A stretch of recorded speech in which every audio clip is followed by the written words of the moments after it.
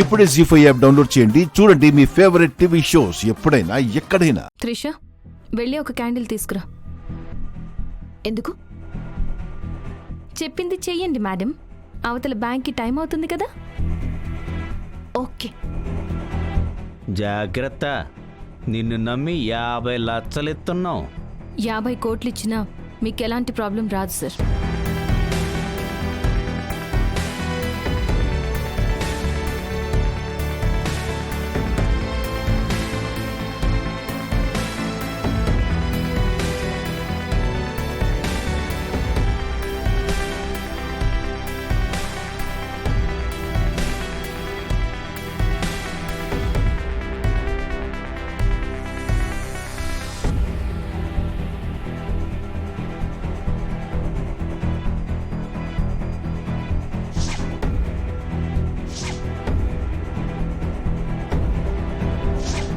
లెక్క పూర్తయిందిగా. అయిపోయింది సార్. మొత్తం 50 lakhs ఉన్నాయి. ఇంకెందుకు ఆలస్యం? సరిగ్గా అరగంటలో బ్యాంకు మూసేస్తారు. సాధ్యమైన తొందరగా వెళ్ళు. Okay sir.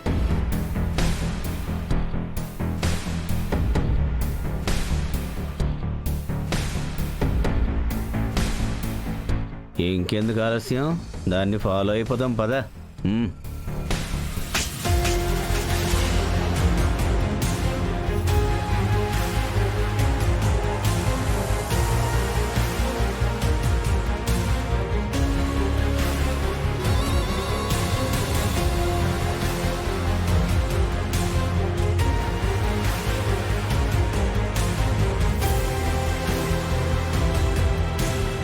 నిన్ను నమ్మి 50 లక్షల రూపాయలు ఇస్తే పోగొడతావా? బ్యాంకుకు వెళ్తుంటే మధ్యలో దొంగతనం జరిగింది. నోర్ముయ్! ఎవరో డబ్బులు తీసుకెళ్తుంటే సినిమా చూస్తున్నట్టు చూస్తున్నావా? నానమ్మ, అసలు ఏం జరిగిందో నువ్వాగు. బతక నేర్చిన నంగనాచిది. వీళ్ళమ్మేమో పెద్ద దొంగ, ఈవిడిగారేమో మోసగత్తే. నేను మోసం చేయడం ఏంటండి? మోసంగాక ఇంకేంటి?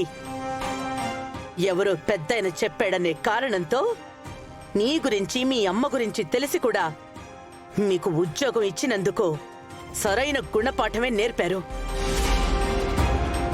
అవునత్తయ్య గారు, తల్లి అడుగుజాడల్లోనే కూతురు కూడా నడుస్తున్నట్టుంది. అందుకే చాలా తెలివిగా 50 లక్షలు కొట్టేసింది. సుహాసిని గారు, దయచేసి అలా మాట్లాడకండి. మా అమ్మ దొంగతనాలు చేసుండొచ్చు, కానీ నా ప్రాణం పోయినా నేను దొంగతనం చేయనండి.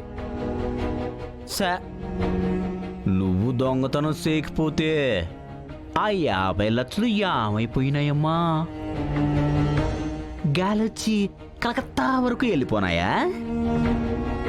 మావయ్య, జరిగిందని చెప్తుంది కదా. వెళ్లే దారిలో ఒక ప్రెగ్నెంట్ లేడీ నొప్పులు పడుతూ ఉంటే ఆమెను చూసి జాలిపడి ఆమెకి హెల్ప్ చేస్తూ ఉండగా ఈ గ్యాప్లో ఎవరో 50 లక్షలు కొట్టేశారని చెప్పింది కదా. అయినా తనను అనుమానించడం కరెక్ట్ కాదు మావయ్య. నాన్నా, నీకేం తెలీదు. అందుకే ఇది నిన్ను ఈజీగా మోసం చేసింది. ప్లీజ్, మోసం మోసం అని 10 సార్లు అనకండి. నేను నిజంగా ఏ మోసం చేయలేదు. ఆ 50 లక్షలు ఎలా పోయాయో నాకు నిజంగా తెలీదు. నోర్ముయ్! నీ కట్టుకథలు వినడానికి నేనేమి చెవిలో పూలు పెట్టుకుని రాలేదు. అసలు నిన్ను కాదు, నిన్ను నమ్మి ఈ ఉద్యోగం ఇప్పించిన ఆ పెద్దాయనకుండాలి బుద్ధి. నిజమేలే, బుద్ధుంటే ఇలాంటి దొంగల్ని ఎందుకు రికమెండ్ చేస్తారు? అల్లుడు గారు, అత్తయ్య గారు, ఒకసారి ఆయనకి ఫోన్ కలపండి. ఇలాంటి దానికి ఉద్యోగం ఇప్పించినందుకు ఆయనకి తెలిసొచ్చేటట్టు గడ్డి పెట్టాలి. అట్టగే అత్తయ్య గారు.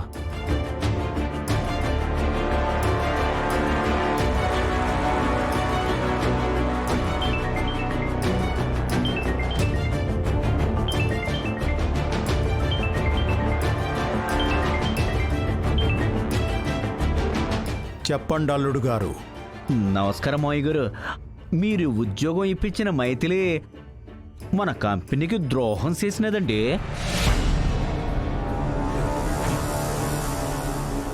ఏం మాట్లాడుతున్నారు? మైథిలి మన కంపెనీకి ద్రోహం చేయడం ఏంటి? చెప్పండి అల్లుడు గారు. కట్టుకున్న భార్యనే మోసం చేసిన వ్యక్తి దొంగతనాలు చేసేవాళ్ళని, మోసాలు చేసి బ్రతికే వాళ్ళని మాత్రమే రికమెండ్ చేస్తారు.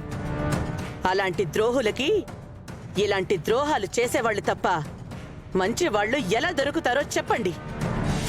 ఏమంటున్నారు అల్లుడు గారు? మైథిలి ఏంటి, దొంగతనం చేయడం ఏంటి? అవును మామయ్య గారు, మీరు ఉద్యోగంలో పెట్టిన మైథిలి గారే బ్యాంకులో వేయమని 50 లక్షలు ఇస్తే ఆ 50 లక్షలు తనే నొక్కేసి ఎవరో దొంగతనం చేశారని బుకాయిస్తుంది. లేదు తాతయ్య గారు, నేను నిజంగా ఏ దొంగతనం చేయలేదు. జరిగిన దొంగతనానికి నాకు ఎటువంటి సంబంధం లేదు. వీళ్ళంతా నా మీద నిందలు వేస్తున్నారు. అర్థమైందా అమ్మా? వాళ్లకు నిందలు వేయడం మాత్రమే తెలుసు.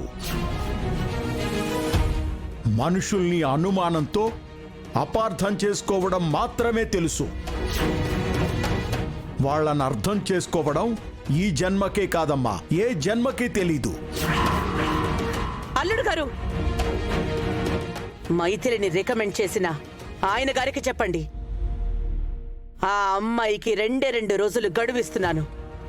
ఈ లోపు పోయిన డబ్బుతో తిరిగొచ్చిందా సరే సరి, లేదంటే దొంగతనం చేసినందుకు అరెస్ట్ తప్పదని, ఆ అమ్మాయిని జైల్లోనే కలవాల్సొస్తుందని చెప్పండి. అవసరం లేదు. మైథిలి ఏంటో, తన వ్యక్తిత్వం ఏంటో నాకు బాగా తెలుసు. ముమ్మాటికి తను ఇలాంటి పని చేసుండదని నా అంతరాత్మ చెప్తోంది. 2 రోజులు అక్కర్లేదు, తనకి 24 గంటలు చాలు. నిజమేంటో నిరూపిస్తుంది, మీ కళ్ళు తెరుచుకునేటట్టు చేస్తుంది. నా మాటగా చెప్పండి అల్లుడు గారు. చెప్పినట్టే మావయ్య గారు.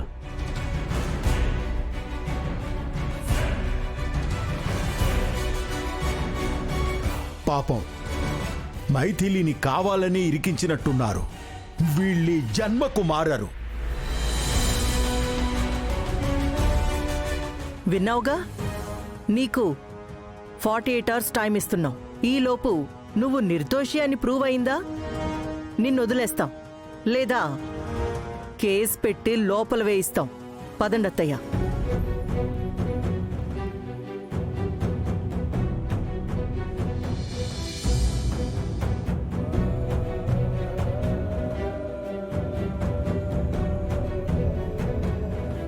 మైథిలి గారు, డోంట్ వరీ. మీరు తప్పు చేయలేదని నాకు తెలుసు. నిజం ఏంటో త్వరలోనే బయటపడుతుంది. మీరు టెన్షన్ పడకండి.